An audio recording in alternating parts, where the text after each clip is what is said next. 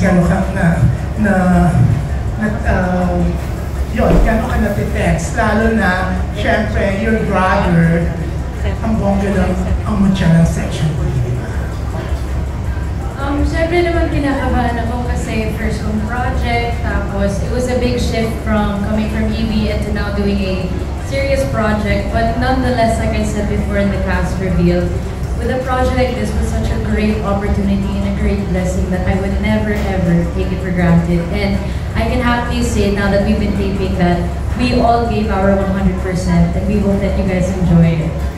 Ano yung pinaka-challenging na ginawa? Sa totoo lang po, lahat. Everything was challenging, but I always believe in the saying that nothing good comes easy. So you always have to give it your best, give it your all, and obviously put in your heart into the work that you do. Yan. Pero ito ang tatanong ko yung sa inyong apat. How's bilang director? Kasi he's really nice, di ba? Parang barkada, I'm sure, di ba? Ganon. He's always nice kanino naman nice siya. Pero once na rumurolyo na yung camera, kumusta siya? Or kumusta siya pag nasa set na kayo? Terror ba siya? Ay, hindi po. Actually, this would have been able to happen without the help of Direct. So lahat ng scenes namin, with Direct, he would always guide us, he would give us ideas on how to attack the scene, what emotions were needed, and as a newbie actor, it gave me a lot of confidence and it made me really happy and made me enjoy it more, the whole process of taping. Love you, Direct. Ayos eh. Actually, before we went on stage, me and Direct had a moment together. I was like, sabi ko, we couldn't even finish the moment kasi sabi ko, later na lang, I might start crying. But I'm just super thankful kay Direct kasi he's really pushed me a lot. He's really challenged me and he pushes all of us to really put in our true authenticity into our characters and into each scene. So I'm super thankful to Direct. He's definitely helped me grow so much as an actress. And I'll always be so thankful to you. Yeah.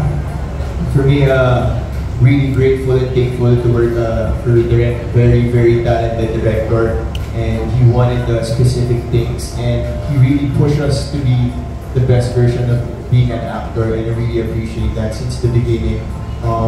He told me that he wanted me something different na mabigay ko dito sa mga ibang shows ko, and I really appreciate that. And yung collaboration namin sa mga scenes, kung may gusto akong i-add, and he lets me, so you know, I'm just grateful to be working with him. Jairus? Direct is so brilliant, grabe. Yung hindi din na sa kanya, hindi din lalabas lahat ng best namin dito.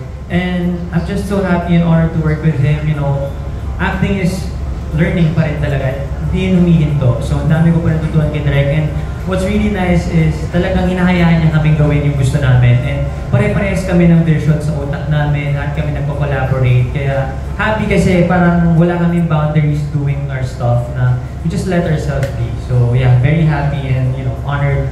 And sana maka-work ulit si Direct kasi sobrang galing talaga niya. Ang bongga, no? Puro-puri kayo. Wala man lang ba? Oo, diba?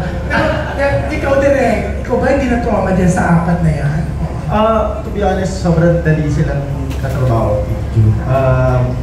Of course, nandun na may mga time na kailangan maging seryoso ng set, may mga time na kailangan talaga silang i-push doon sa mga specific scenes. And one thing na sobrang grateful ako na sila yung napili for this casting para po sa Bad Genius.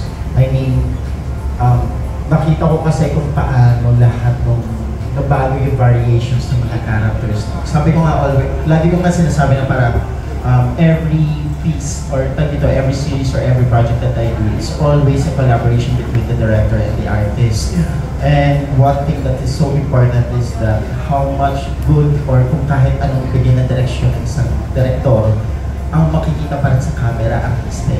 Sila pa rin yung huling-huli na magbibigay buhay dun sa character. And for this one, there are things na ginawa sila na hindi ko ini-expect. May mga eksena na, uy, hindi ako yan, sila na yan. I mean, nakikita ko yun. And from there, napaglalaroan ko. Pero ang bongga, di ba? Kasi Jody, Piolo Pascual, tapos kayo. Di ba? Nakaka-proud na madirect na isang Derek Cabrido. Yan, thank you.